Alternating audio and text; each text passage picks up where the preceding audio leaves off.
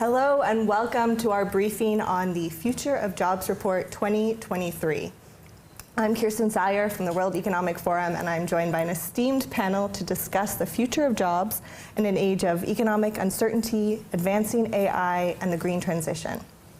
We will be discussing this evolving and shifting jobs and skills landscape and making proposals for how people, employers, and governments can come together to prepare for the future of work. It is my great pleasure to introduce our panelists. We have Sadia Zahidi, Managing Director at the World Economic Forum, Sue Duke, Head of Global Public Policy at LinkedIn, Svenja Gudell, our Chief Economist at Indeed, and Shravan Goli, Chief Operating Officer at Coursera. Welcome and thank you so much for being here today and for your collaboration on the report. Sadia, if you could please start us off with some of the key findings of the report and what they mean for people around the world. That's great. Thank you, Kirsten, and also thank you to the partners that collaborated with us on the data, and also to the very extensive team at the World Economic Forum that put this report together.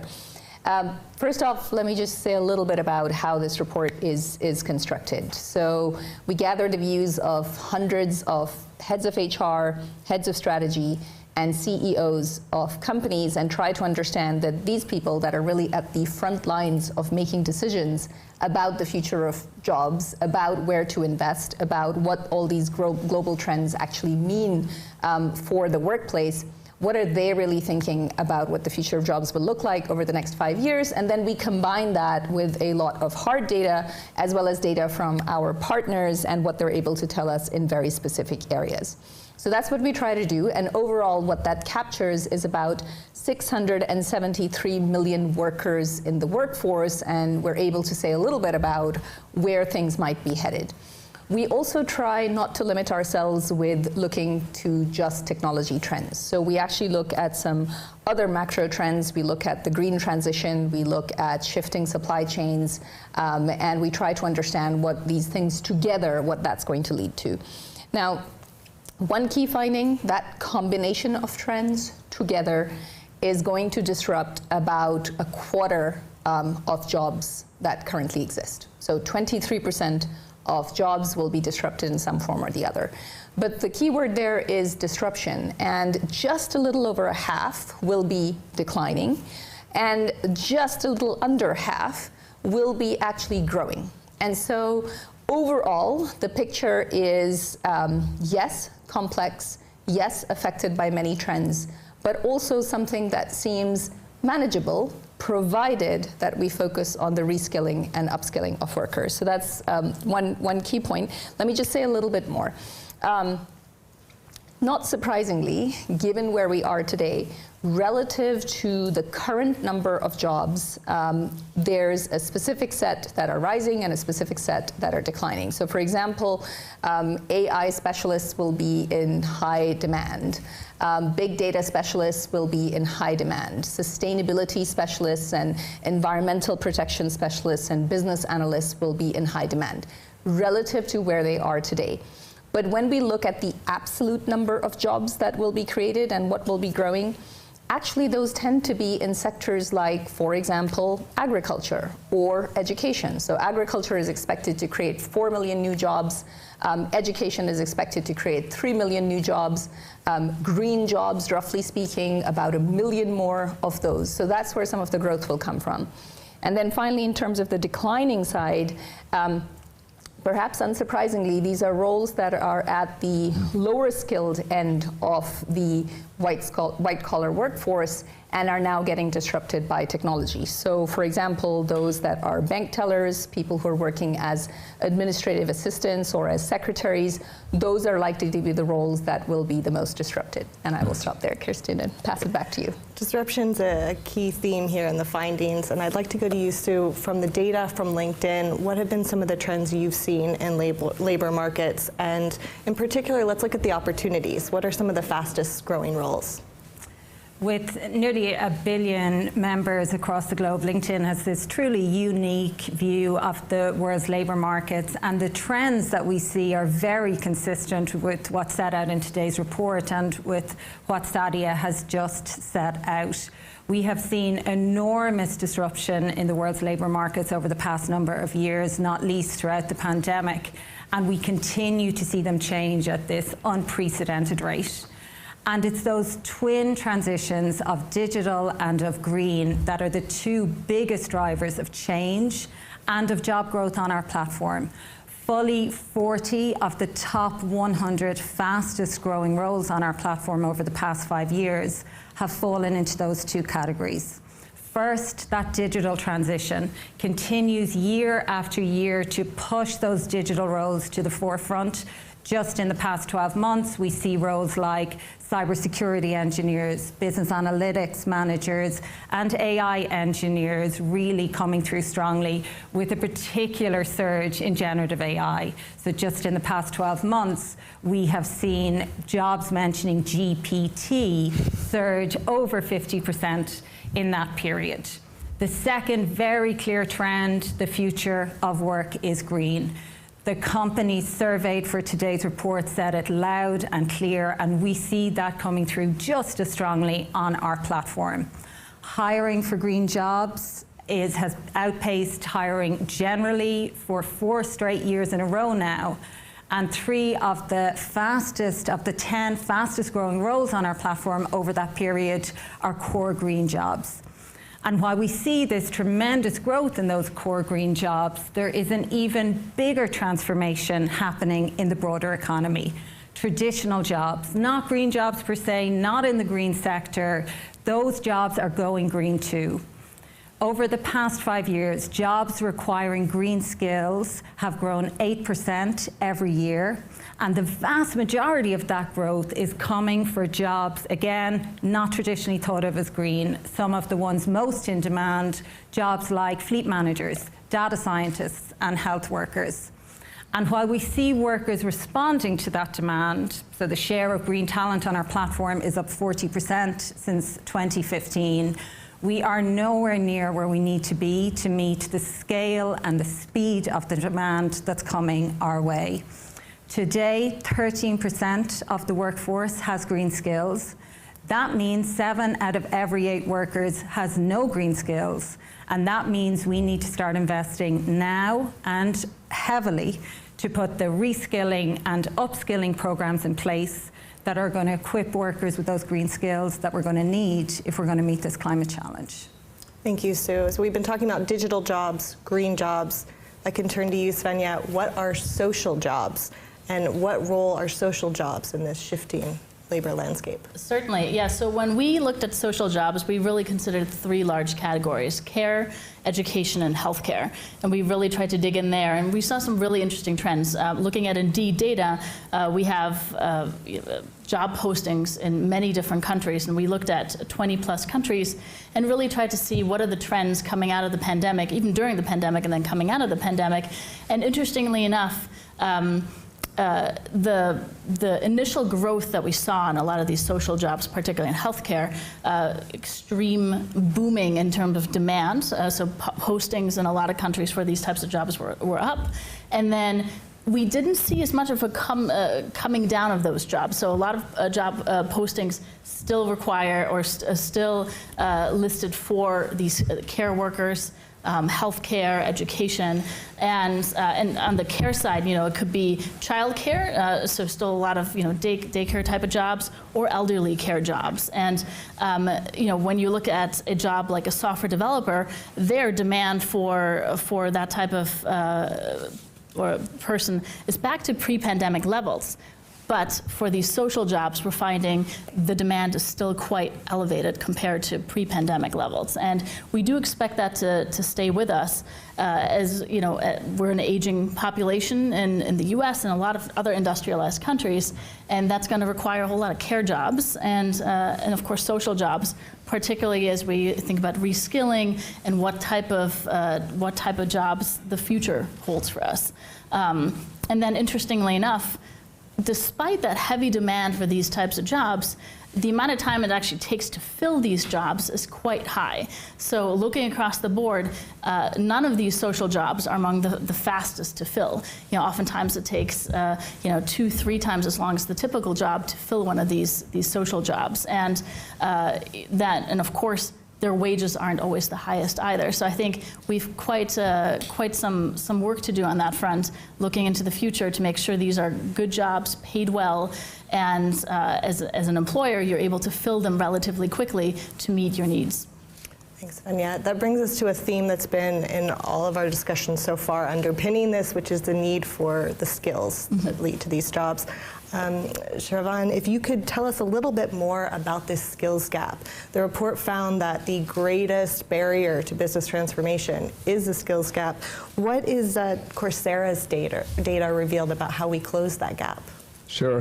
First of all, Coursera is honored to partner with World Economic Forum and the esteemed partners here to work on this report, so we appreciate the opportunity. So when I think about the specific question around the skills, in general, I think while people without college degrees have been most impacted by these labor market disruptions, an interesting finding that we uncovered through Coursera data is that learners without college degrees are able to learn these critical skills required for some of these jobs of the future in about the same time frame as those with the degrees. So this is based on the learning data that we're observing, especially as it relates to these entry-level professional certificates that we have on our platform. And so to me, I think this unlocks a massive opportunity, because now you can actually really focus on skills-based training and then also skills-based hiring to a large populations of people that are getting disrupted. And so specifically when I think about the call to action is the coordination that needs to happen between the private and public sector to really focus on creating pathways, because it doesn't have to be a degree anymore. So you can start with a micro-credential. This is what we're observing. And you can start getting into a job and then ultimately continue to build on that career and advance in your career. So if the industry can work together to kind of build these pathways, that'd be great. Secondly, I think we also see a great opportunity between governments and higher education institutions to partner on the same. So instead of kind of just saying, it's only start with a degree, you start with a credential, micro-credential, and create a stackable pathway through the academic programs. That's on one side of the equation. But the other side of the equation is to actually, when I think about what degree teaches you, it's the breadth of the skills. But these micro-credentials actually give you the specific skills required to do a specific job. So if you can actually combine these two, you're complementing what learners are learning, even in these academic institutions, right? And then the third piece, to me, I think is around the skills-based hiring. So businesses can now truly embrace skills-based hiring. When you think about, the data that you're pointing about is the gap in terms of the available talent, which is the supply, and in terms of the gap in terms of what these companies need to hire and be competitive in the marketplace, it's huge. So if you can become like a more of a skills-first organization to start with skills-first hiring into these entry-level jobs, and then continue to invest in upskilling these populations so you can actually create a continued pathway for these individuals to kind of get on to bigger jobs in their firms. Thank you. I think I'd like to take us back a step to the broader theme that we're here discussing at the summit, which is, of course, jobs and opportunities for all. Another one of the findings of the report saw that these economic shifts that we're experiencing are not always equal, both within different segments of the population, different education levels, and different economies around the world. Sadia, could you speak a bit to how do we create inclusive jobs and opportunities for all? Sure. A couple of things there. One of the questions we asked companies was how much they plan to invest in diversity, equity, and inclusion programs, and why. And one piece that's very clear is that most companies now see that the value of DEI is one, of course, the social outcomes it creates, but also they need the talent, and they need to be thinking very differently about getting that talent from parts of the population that they traditionally wouldn't have thought of. So for example, 70% of companies were planning to focus primarily on gender parity, primarily on women. About 60-ish%, just over 60% were planning to focus on youth, and just over 50% were planning to focus on those with disabilities, and then there were smaller segments of those companies that were looking at other forms of diversity. A second element there is this skills-first approach, and we actually launched another report today in collaboration with PwC. And what we found there is that if companies were to take a skills-first approach and look at that mismatched population where the degree that they have studied for or the certification that they have doesn't actually reflect their real skill set, there could be a win of over 100 million people whose skills could be much better deployed in the workforce. And those are the ways in which companies are going to have to think about diversity and ensuring that inclusion is a big part of the future of work, looking at the actual skills and not at poorer signals for skills, which are often degrees or your previous experience, and second, looking at parts of the population that they traditionally would not have looked at. And this applies, of course, very obviously to advanced economies that have very tight labor markets, but equally so applies to developing countries, that many of which are in sort of a stalling of growth at present, and they're going to need innovation and creativity and ideas from all parts of the workforce if they're going to grow again. So for all those reasons, I think diversity and inclusion will have to be key for the future of growth. Thank you, Sadia. Let's now open it up to questions from our audience. If you could please just share your name and your organization. Hello, Julia Hobsbawm. I write the Working Assumptions column for Bloomberg, and I run the Nowhere Office research project. Really very, very interesting.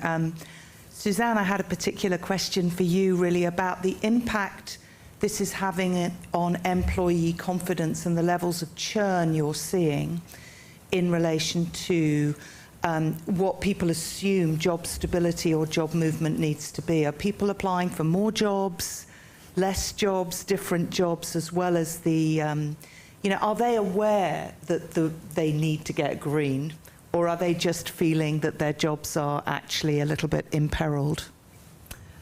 One of the really fundamental shifts that happened during the pandemic was what we saw workers asking themselves was not just questions that the pandemic put in front of all of us, which is where do I work and how do I work, but also why do I work? And we saw this real shift, particularly amongst younger workers, to focus on the purpose of work. And green is right at the heart of that. They are highly motivated to work for companies, to work for organizations, and to found companies themselves that prioritize the environment. We completed a survey just in the last couple of weeks of European workers, and over 1 in 4 workers across Europe say that their number one non-negotiable when choosing a company are the green credentials of that organization. So the appetite is there, the willingness to upskill and reskill is there, the pressure on companies to show that they are taking their green commitments extremely clear is there. Our job is to accelerate this transition and to put these reskilling programs in place to make sure we're getting those workers the right skills to do those jobs in a more sustainable way. If I can weigh in on, we also, for a joint report that Indeed did with its sister company Glassdoor, looked at how important DEI was to employees, and you could split that data by race, by are you married or not married, or whatever categorization you choose. The one that was most important was age, and we really found that particularly younger workers have a strong preference and make decisions. So they choose to either accept an offer or not even apply to a particular job based on how strong of a DEI presence a company has in the very fiber of that company. So do they have a diverse management or a set of managers, or the executive suite, how diverse are they? Do they care about in their decision making, who they hire? Do they have certain rules when it comes to hiring around DEI? So all these things were particularly important for the workforce of tomorrow, if you will. And so I think it's not only necessary from the employer side of side of things, but also for the employee. Not only green jobs matter, but I think being socially conscious in general really matters. Yeah. If I could just add to that, I think on top of it, when you're thinking, the question you're asking is ultimately, are you able to retain the talent? And are you able to attract them and also keep them?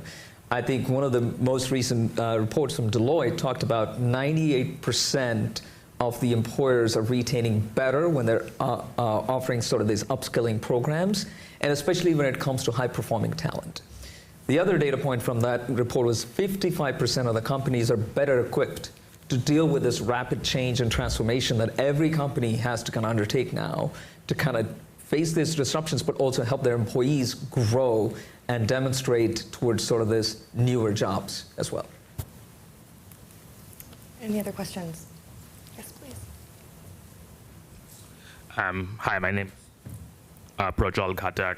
I run a company called OnLoop, and we use generative AI to drive manager and team effectiveness, especially in a hybrid world. And my question was around what the data shows with regards to geography of jobs, especially through a combination of remote and hybrid work, as well as the fact that we can now use generative AI products to quickly upskill remote workers purely with English skills and not so much with programming skills.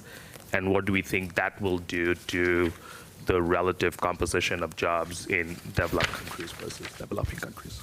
Thank you for the question. Sadia, this reminds me of a line from your op-ed published today that the future of job will be disruptive but not dystopian. So if you could tell us a little bit about what you've seen in terms of the geographic spread and Sure. what AI means. Sure. I think one piece that's definitely affecting the geography of jobs is the shifts in the nature of globalization that we're seeing currently, and the localization of production, of supply chains, is going to create a lot more jobs in certain parts of the world. But it's really those economies that actually grabbed that opportunity over the course of the last year. A lot of Western companies are, for example, looking at having a China plus one strategy. It depends on who the plus one is and how they've been able to attract that investment and that capital. But even in those places where that has occurred, there's still a mismatch and a lack of skills. That is still showing up as the #1 issue across all geographies. Businesses are most concerned that they don't have access to the right kind of talent, that they don't have access to the right kind of skills. And as more and more of this localization essentially happens, there's going to be a bigger need than ever. Many countries that have previously been competing on the basis of simply having cheap labor, they will no longer be able to do so in this new economy. And they're going to have to think very, very differently about how they invest in building up the right kind of education systems and how they do a massive boost of skills in the current adult workforce, because that's what they're going to have to do, both invest for the future and make some changes right away if they want to continue to grow. We do look at about 45 countries in the report. There's a very diverse picture across all of them. In some countries, definitely there's more of a demand for the AI and, broadly speaking, technology-related talent. In many countries, it is really about the green talent that's going to be in demand. In many countries, it is very much about those social jobs, and probably in the largest numbers. But maybe I'll just say one more word about this. Why the future of work need not be dystopian? Just to go back to this point around proactive policymaking. Governments will have to think very, very differently, and that's across advanced and emerging markets. Businesses will have to join forces with them. It will no longer be enough for businesses to each think that they can set up their own very expensive reskilling and upskilling. They will have to partner with other companies and partner with various governments. And people will have to think differently as well. So the younger generation that is still in school will have to think very differently about developing technological literacy, about developing leadership and social influence, and about developing analytical and creative thinking, which comes out as the top 2 set of skills that are in demand. And those that are currently in the workforce, some part of that burden is falling on workers themselves, and to an extent which may not be manageable. The reskilling and upskilling that they will have to do for themselves. In other cases, they have very supportive employers that are providing some of that help. But I think overall, we will need a much better structure that goes beyond purely online reskilling and upskilling and expecting that workers will be able to take that forward themselves. There are many parts of the world and many parts of the workforce where more support will be needed, and that will come in the form of income security as well as jobs and career centers that it can actually help people make that shift. So I think at least for the next few years, it will need to be a combination, and then hopefully that sets up a system that lasts. Yes. Don't want to be greedy, but I'd love to ask one more question, please, about the skills and the differentials of the skills. Two parts, really. One is, am I right that there isn't, at the moment, maybe the WEF can facilitate it, a sort of global dashboard of where to go to find the latest information about the movements around skills? So that's the question. First question is, what am I missing? And the second question is, the literacy around the skills, because there's really a difference, isn't there, between the technical skills you're describing, some of the AI, you know, a heat manager, and a different kind of skill, which is the soft skill. So who's handling that difference? Who's teaching that difference? Because they are really not the same. Sadia, would you like to take the first part of that question? Happy to come in, but I see you've got your hand up, and I'll come in after. I can take on one part of the question at least. I mean, from the report, we have definitely discovered the individual learners are prioritizing technical skills, because that's where the job demand has been, you know, over the last few years and continues to be. So that means networking, programming, cybersecurity, operations and resource management, et cetera, and so on and so forth. But what we found through this survey from the employer perspective, with the rapid change and disruptions that are happening, they're looking for skills that are going to sustain the individuals through this change. And so that's where they're talking about human skills, kind of falling back on the things that AI could not essentially disrupt. And that's where resilience, agility, and leadership, analytical thinking, creative thinking, these are the ones that employers are starting to prioritize. No, but if I think about it differently, which is, I think the skills that individuals are prioritizing are definitely foundational at the end of the day to do some of these jobs. Think about, if you don't know reading, writing, and math, you know, you won't be great in the sort of communication, and that's an essential part of influencing on social side of the equation. If you're not good at that stuff, you're not going to get to those in-demand jobs. You talked about AI and big data jobs, right? So I think there's a real opportunity to kind of actually think of it as like, how do we balance this? It's not just one or the other. And to your point, Sadia, I think, you know, you have to go all the way down, all the way from the individuals that are going through different programs, but also I think the opportunity for campuses to start thinking about employability as a big part of it, and so that's technical skills. But look at this data, what employers are demanding. It's not just pure technical skills. They're also demanding these social skills. And I think the government has to kind of think of it the same way. I think there's a real opportunity to converge all of these different avenues. And actually, to your point, like actually providing this sort of the insights, what's in demand from the industry, what are the kinds of jobs emerging, is kind of industry participating in actually creating some of these micro-credentials to teach those skills, as well as academics really enhancing that, can actually provide pathways for governments to create employment on a wider scale. Maybe three quick points.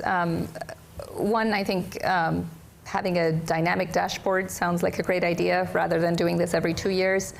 So we'll certainly look into that. But I think that would have to be a combination of information that comes from various countries, various international organizations, and from employer surveys such as this one.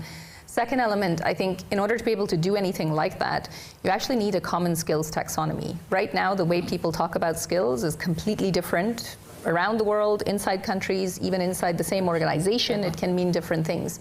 So one of the things we've tried to do is put together a global skills taxonomy for the adult workforce and what we call an Education 4.0 taxonomy for the K through 12 learners. And just to simply have a common, what we're calling a universal adapter around the language for skills. So that's certainly something you could look at. And then third, if this is going to happen at scale, then you need sort of a platform where very rapidly the information on, so how did some of those softer skills actually get transferred, or very rapidly the information on how did we take somebody from this profession to becoming a big data specialist, that needs to be pulled together. And that's where the forum has set up the Reskilling Revolution platform, where between 2020 and 2030, we want to get to 1 billion learners being equipped with the skills of tomorrow, and we've reached about 350 million at present in partnership with many of the people here in this room. So as a key takeaway, people are not here to have to figure out this future of jobs on their own. We've got public-private cooperation coming together, a skills-first approach, putting people at the center of economic growth. Thank you very much to all of our speakers. Thank you to those of us in the room and to those watching at home. See you next time. Thank you. Thank you.